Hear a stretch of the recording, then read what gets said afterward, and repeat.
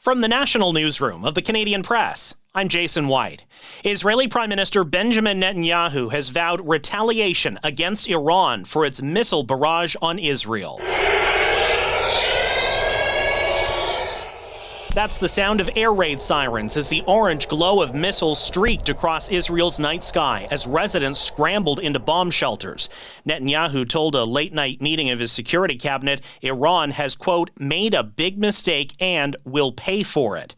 Israel says there were only a few injuries as it and the U.S. intercepted many of the 180 missiles. Foreign Affairs Minister Melanie Joly is telling Canadians still in Lebanon it's time to leave the country now, as Israel's ground incursion intensifies fears of a full-scale invasion. Joly says Ottawa was able to get 200 Canadians out over the weekend, with another 200 flying out today. My point to all of us watching, if you are offered a seat, please take it. And it is time to leave Lebanon now. And please don't go to Lebanon. The House of Commons will hold an emergency debate this evening on the crisis in Lebanon.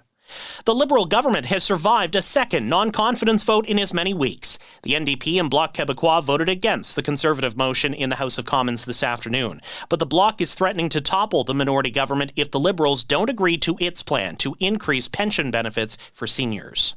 British Columbia's Green Party has released a provincial election platform heavy on taxing the wealthy to support people's wellness. Green leader Sonia Furstenau says a BC Green government would in turn make investments like $650 million annually in municipal infrastructure to support new housing and $250 million to expand childcare. Until we all start voting for what we want, we're going to keep getting the same outcomes. We're going to keep getting what we don't want. We're going to keep having to settle for less. And in this platform and in this election, I think we should stop settling for less. The platform also includes an 18% proposed tax for corporate profits over $1 billion.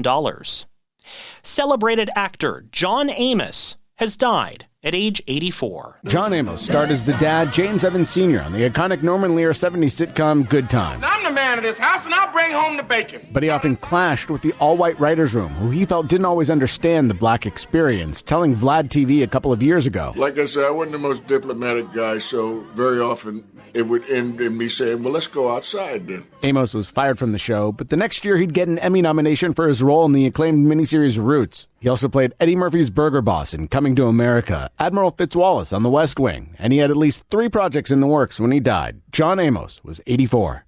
Jason Nathanson, ABC News, Hollywood. This is the Canadian Press. In sports, 8 preseason games in the NHL tonight, including the Montreal Canadiens hosting the Ottawa Senators. Canadiens rookie defenseman David Reinbacher is out 5 to 6 months after undergoing surgery on his left knee. The 5th pick at last year's draft fell awkwardly after a hit by Toronto's Marshall Rafai early in Saturday's preseason loss to the Maple Leafs. The 19-year-old Reinbacher was slated to start the season with the Laval Rocket of the American Hockey League. With just 2 regular season games remaining, there's no room for error in Toronto FC's MLS playoff push. Coach John Herdman is focused on controlling the controllables. Put everything here. Don't leak any energy on anything else other than what you influence. Toronto hasn't made the MLS postseason since 2020. Major League Baseball's playoffs are underway with 4 wildcard games on tap. The New York Mets are visiting Milwaukee, and Atlanta's in San Diego to start best-of-3 sets. From the Canadian Press, I'm Jason White. Thanks for listening. Don't forget to follow and subscribe. For more of today's top stories, visit thecanadianpressnews.ca.